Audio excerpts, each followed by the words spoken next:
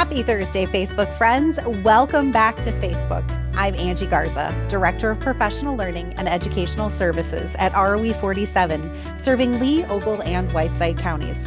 And if you have survived the Arctic tundra and the winter weather that has been headed our way over the last week, and you're joining us back here this fine, snowy, and yet still blustery day, Thursday in January, you'll know that it's time for another edition of Teacher Talk.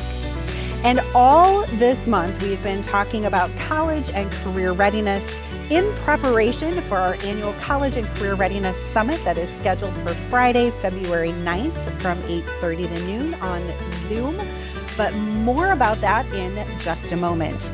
I am happy as always. I hope she is thawed out from these Arctic temperatures that we have been experiencing over the last several days. My friend, colleague, and co-host, Ms. Stacy Dingus. Good morning, Ms. Stacy. We are talking all things college and career readiness this fine January Thursday, and I'm very excited and pleased to welcome back to our Teacher Talk platform Stephanie Malia Krauss, and we're going to introduce her here in just a moment. But how are you doing this fine Thursday? Cold, Angie. I am cold. I am a fair weather girl. I like the sunshine, and this weather does not do much for me. So staying warm, very fortunate to be in my warm office today, but excited about the conversation that we have. You had alluded to it earlier that we are back with Stephanie Malia Krauss, who we got to meet, I think, was it last year or 2 years ago? She wrote the book that was the first book that I read that talked about COVID. And I thought that was interesting. What a moment in time to actually have experienced the pandemic and then be reading a book about it. So a very great conversation that we're about to have today. So let's get to it. All right, Stacy, I think if you squint hard enough, you could convince yourself that the snow is actually sand. If you're like me, you've got the temperature cranked in your office, and so it's a balmy 70 degrees where I'm sitting right now. But to your point, you are right. We are happy to welcome back to Teacher Talk, to welcome back to our College and Career Readiness Summit on Friday, February 9th. Noted author and speaker, Stephanie Malia Krauss. Stephanie is the first speaker that we've had as a return speaker to our College and Career Readiness Summit. So that is monumental in and of itself. But, Stacy, as I was reflecting, you are right. Making it is that book that the first one that I read having to address some of the conversations that were coming out of our COVID-19 pandemic several years ago. So it's always interesting to be reflective of those moments in our culture and in our world and in our educational environment, and what a person to do that for us. So without further ado, we want to welcome Stephanie back to Teacher Talk. Stephanie's going to be sharing a little bit about her new book, which is details to come here in just a moment, and a little bit more about what she's going to be sharing with us at our annual College and Career Readiness Summit. So Stephanie, welcome back to Teacher Talk. And you are no stranger to this platform, but you may be new to a few of our viewers. So I was wondering this morning if you wouldn't mind starting us off with reintroducing yourself to our Facebook and our educational community, and tell our viewers a little bit about all the things that you are up to, because you are a busy lady. I am a busy lady, but I could not be happier to be on this call, Angie, with you and Stacy, and to be able to come back to the summit. So the first thing that folks should know about me, if you're tuning in and you haven't seen my face or heard my voice before, is that while I work nationally and sometimes globally, I live in Illinois and I am raising my family in Illinois. So I live downstate in the Metro East area, and it is cold here as well. So I've got a warm heart and cold toes. I turned off my space heater so you wouldn't hear it clunking in the background during this conversation. But my background is split between education and social work. So I started out professionally as a pre-K teacher and then moved into being a fifth grade teacher and a middle school coach. And then I ran a high school for young people who were over age and undercredited on a technical college campus. So in direct practice, I sort of spanned that entire K-12 from pre-K all the way to our young people who were receiving special education services. And so they were staying in the high school system until they were 22 or 23 years old. And then for the last almost 12 years, I have worked nationally. My national work is also the same focus as my writing, which is what do young people need to be ready and well in a changing world? What does it really take to thrive, especially in such turbulent, tough times? So my national work spans all across the country and has really sort of been shared across education, youth development, higher education, and workforce development, which will bring us into our conversation about the upcoming summit, which is, what do we need to know about childhood and adulthood in order to have young people really be ready for that transition into life after high school and life after college. And so my writing, as you mentioned, has really been about taking so much of the research and work that happens at the national level that many of us who are still on the front lines in everyday community and everyday spaces with young people, we don't have access to that information, or we don't have time to read and to unpack that information. And so I write, as I mentioned, all about what young people need to be ready and what they need to be well in this wild, wacky world that we are living in. And that happens through books and newsletters and articles. And we'll be focusing on my two books today. Stephanie, I had mentioned earlier that I was introduced to you when I read your first book called Making It, which I thoroughly enjoyed. And I said that was hit home for me because I had ended my time in the classroom as a teacher when the pandemic hit, and then had to figure out life at home, ending my teaching career, teaching remotely, and then also having my own children experiencing that. So it really hit home for me. And then I was introduced to your newest book, this Whole Child, Whole Life, 10 Ways to Help Kids Live, Learn, and Thrive. And you caught me immediately in the beginning when you talked about student profiles. And it took me back to my days as a teacher when a student would come and sit in your classroom, and without even talking to that kid, I already had an image of the home that child was coming from, his interests, his hobbies. I was filling in the blanks without even having that conversation. And that really struck a chord with me. In fact, at our pathway meeting, I said to my coworkers, you guys got to read this book. And I hadn't even gotten to your 10 ways to help kids live, learn, and thrive. So kudos to you. I'm excited to share this book with our ROE 47 viewers, our educators, as we will be doing this as our spring book study. So that's exciting. Can you talk a little bit about your new book, Whole Child, Whole Life? I had mentioned that there's 10 strategies. Maybe tell us one or two of those. Kind of give us a sneak peek into your book, please.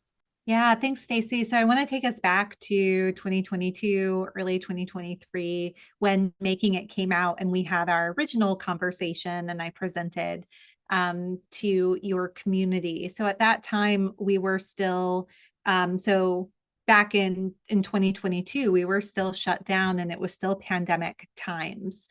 And so Making It came out as a book that focused on what do young people need to be ready for the future? What does readiness really require? I think all of us in education know that there's a disconnect between the requirements of completing a high school degree and what actually are the knowledge and skills young people need to be ready for adulthood and life after high school. And as I went out and I was having that conversation, people like you and me, Stacy, were at home with their kids and suffering through the pandemic. Many were watching their kids or their young adult kids experience struggles with their mental health, with their health, of their bodies, just life in general. And so almost always I would get a question at the end of speaking where somebody would say something to the effect of like, oh, I see you're a social worker. Thank you for this interesting information about what young people need to be ready for the future. And I'm worried that the kids in my life are going to burn out or give up before they get there. What do kids need to be well right now? And as a mom, I sort of felt that question in my bones. It took me on this journey of wondering, based on the scholars I know and the change makers I know and the schools and districts and nonprofits that I visited that work with kids, if I actually had connections to the people who could speak into what are the factors that make it possible for young people to thrive even in challenging times. Because for me, that was the most important piece. How can we understand what young people need to be well, even when the world is not well, even when things are really a struggle? And so, to what you just said, the first part of the book really answered the first piece of big information that was validated for me based on what I knew when I was a teacher, which is number one, kids need to feel known, like really known by the adults who are in their lives. And so the first part of the book is really meant to be a cross trainer on all of the things that we need to know about the kids who are in our care, however old they are. So when I say kids, I'm actually thinking of our littles all the way up into early 20s. And so it goes through things like those profiles, how do these young people live? How are they treated in the world based on how they looked, based on what they believe? What is their health like? What are their interests? Where are they developmentally? As teachers, many of us don't get training. In fact, almost none of us get training in pediatric health or child and youth development. And yet we have these developing kids with bodies, for example. And so the first part of the book really takes on that whole child. And then the second piece focused on that question I was getting on the book tour, which is, what do young people need to be well right now?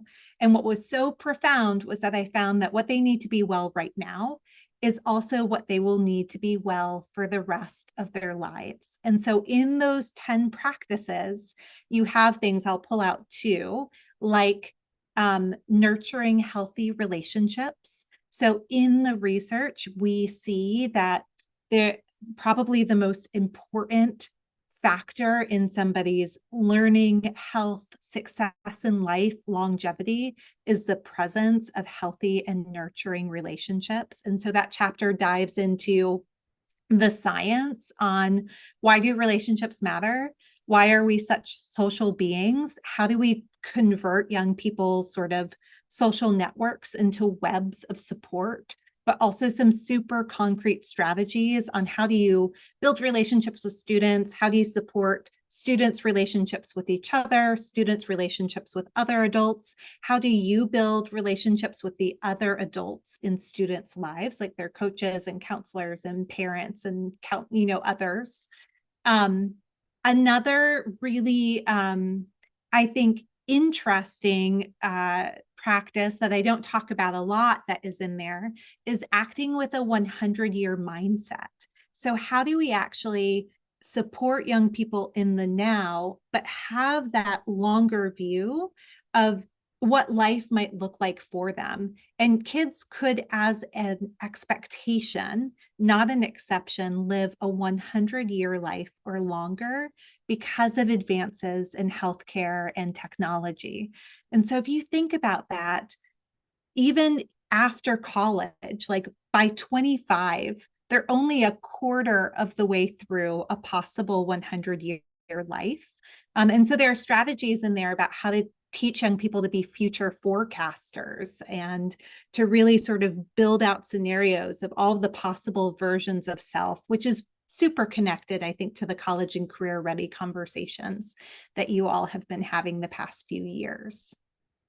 Stephanie, you said something that I just think it's important to elaborate on a little bit more. Although for some of us, the pandemic and COVID probably seems eons ago, and some other of us, depending on how it affected your life, it probably feels like it was yesterday. So you wrote the book, Making It. It talked about really kind of raising kids through this new and kind of interesting time. And then you said that as you were out promoting Making It, people were like, but now what? And I often find, we are in the future focus now, that was behind us, and what have we learned from that? Can you talk a little bit more about what kind of made you write that book? That question of saying, this is what we experienced during COVID, but now COVID is behind us, and what have we learned from it? So I think one of the interesting insights, so I've been on a book tour for Whole Child, Whole Life from August of 2023 all the way until December. It was a crazy amount of travel. And in that time, I've been able to connect with tens of thousands of educators all across the country. And there's one observation that I talk about in the book that I think has struck a chord the most across communities. So I'm going to share it here.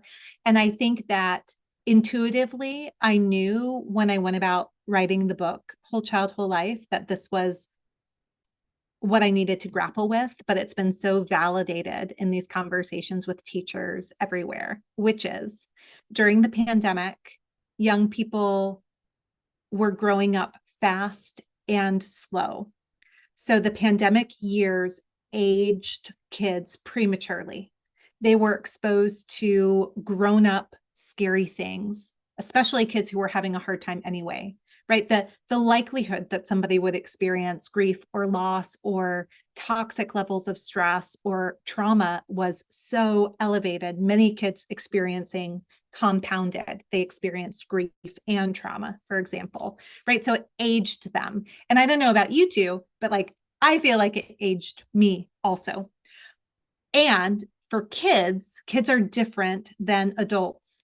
They develop based on social interactions. Young people are highly social by design. And so all of those developmental milestones require social engagement, which was super decreased and restricted during the pandemic. So while they aged quickly, they staged slowly.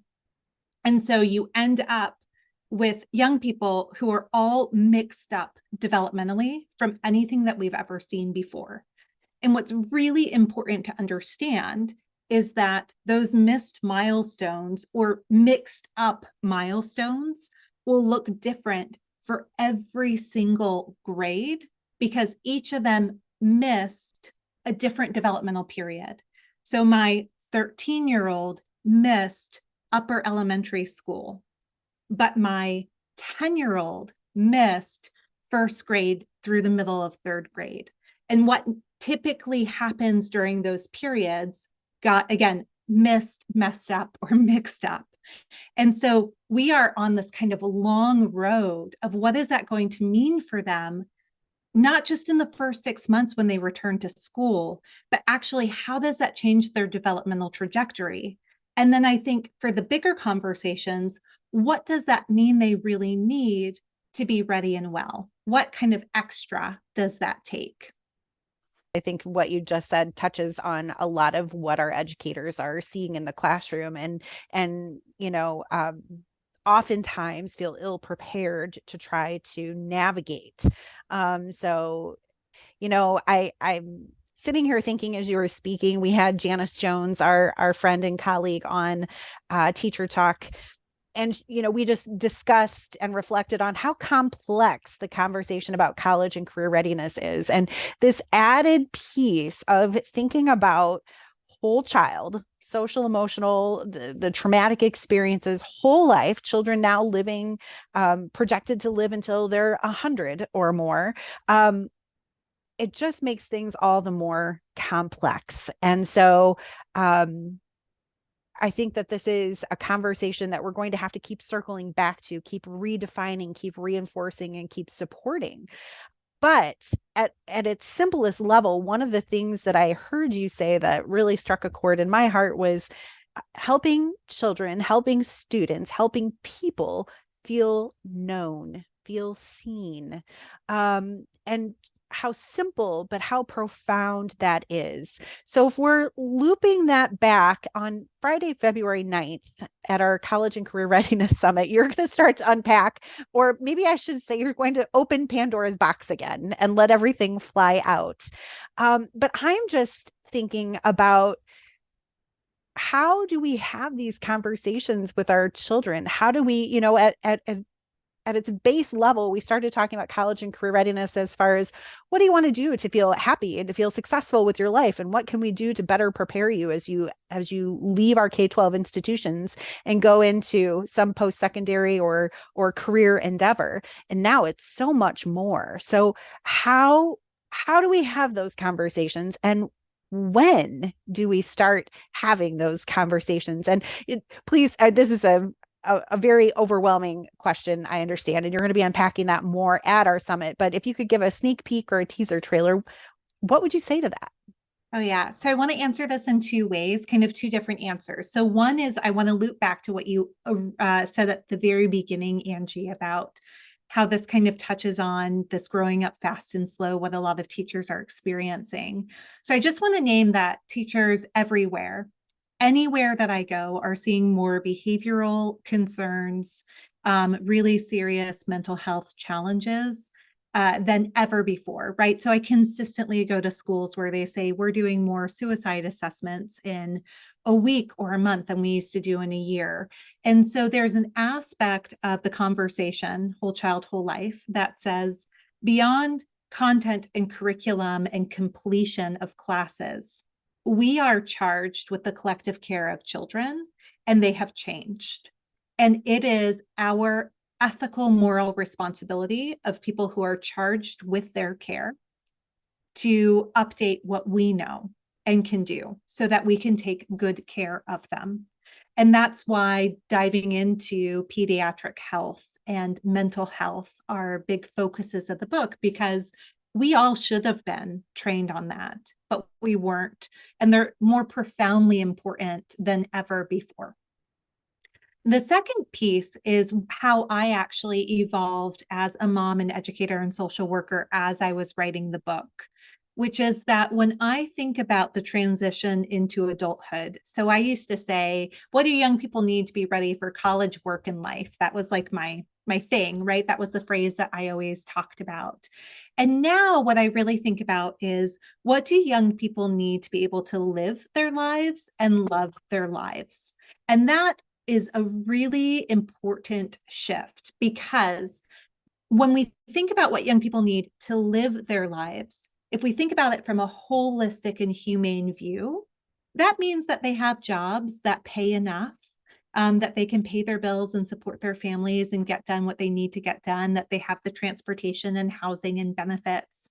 But it also means that if they have mental health concerns, for example, that they have connection to the supports and services that they need, and that they have a work or learning schedule that is going to fit in with wherever they are to support their health and well-being. But then on the love their lives side, I think that where whole child, whole life kind of departs from a conversation around readiness to shift over to a conversation about thriving, at the end of the day, I want my own kids to feel healthy, happy, and whole. Like, that is what I want for their lives, right? Are they healthy? Are they happy? And do they feel like they can be themselves, that they are the best version of themselves, or they are on the way to discovering who that is? And so this idea of kind of reorienting the conversation to say, we need to understand what you need to live, but we also believe that the world is tough and unpredictable and volatile, and you should be able to love your life. And that in life, at different ages and stages of life, the priorities are different. So sometimes it's the job that you love, and other pieces may not be as important. Sometimes it's the family and the friends that you love, and the job is supportive. But I want my own kids and our kids, the collective, to know every possible arrangement and scenario for what life can look like, so that they can live well and that they can love how they're living. And I think that really is the piece for us to dig into. You've given us a lot to think about, and we are excited to be able to dig into that further at our annual College and Career Readiness Summit on Friday, February 9th from 8:30 to noon on Zoom. Um, I keep coming back to this idea.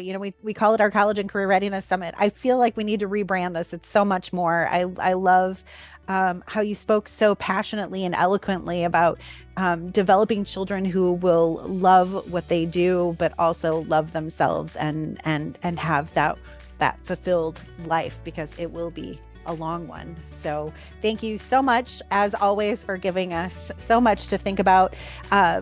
Facebook friends, we have been so pleased to welcome our friend and noted author and speaker, Stephanie Malia Krauss, to our Teacher Talk platform this morning.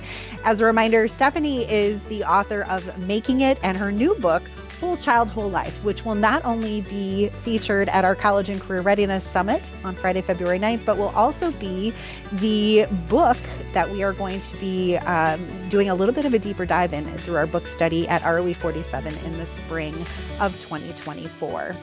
So as we wrap up our Teacher Talk today, I will pose the same question that Stephanie kind of started us with, which is, what does it take to thrive?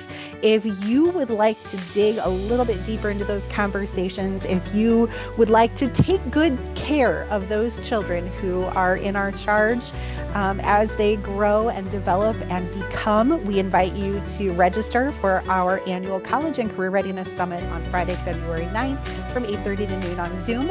Registration is currently open at our website at www.roe47.org. As we close out our Teacher Talk for this morning, we want to say thank you again to our special guest, Stephanie Malia Krauss, and thank you to my friend, colleague, and co-host, Ms. Stacy Dingus. We hope to see all of you at our College and Career Readiness Summit and in our spring book study to dig more into these topics and conversations. In the meantime, stay warm.